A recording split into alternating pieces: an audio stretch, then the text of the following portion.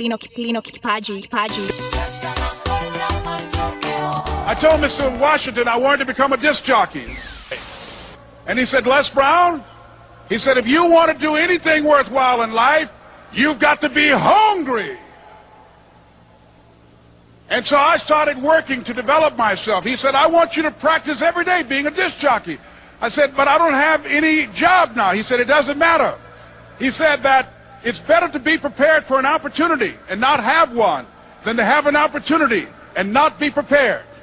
So every day I was working to develop myself. And that's what you must do. And as I was working to develop myself, I applied for a job as a disc jockey at WMBM on Miami Beach. I went to a guy named Milton Butterball. I said, how you doing, Mr. Butterball? I'd like to get a job as a disc jockey. He looked at me, he said, do you have any broadcast background? I said, no, sir, I don't. Do you have any journalism background? I said, no, sir, I don't. He said, we don't have any jobs available. I said, yes, sir. I went back to Mr. Washington and I told him, he said, don't take it personally.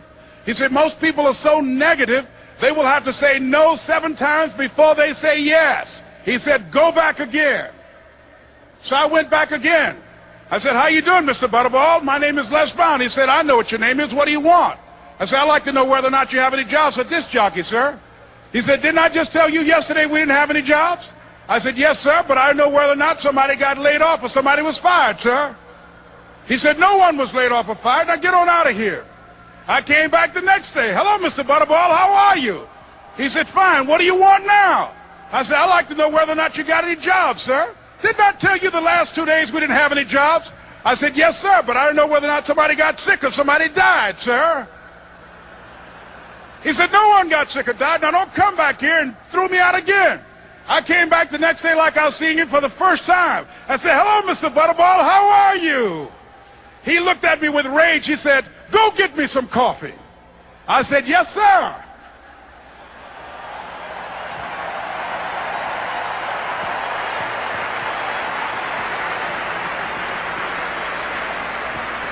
And I went to get him some coffee. After a while, I would get their lunch and dinner, and I would go in the control rooms and take the disc jockeys their food, and I would not leave until they would ask me to leave. Then they started trusting me to pick up entertainers that came to town. Entertainers like the Four Tops and the Temptations and Donna Ross and the Supremes. I would drive them all over Miami Beach in the disc jockeys, big long Cadillacs. I didn't have any driver's license, but I was driving like I had some.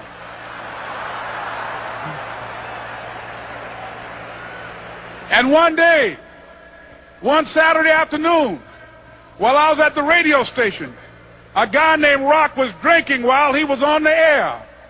I was the only one there, looking at him through the control room windows, walking back and forth, young, ready, and hungry. I was saying, drink, Rock, drink. Drink, Rock. I'd have gone to get him some more if he'd asked me to.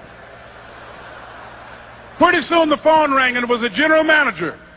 And I answered the phone. I said, hello? He said, Les, this is Mr. Klein. I said, I know. He said, Rock can't finish his program. I said, I know. He said, would you call one of the other DJs in? I said, yes, sir. I hung the phone up. I said, now he must think I'm crazy. I called my mom and my girlfriend, Cassandra. I said, y'all turn up the radio and come out on the front porch. I'm about to come on the air.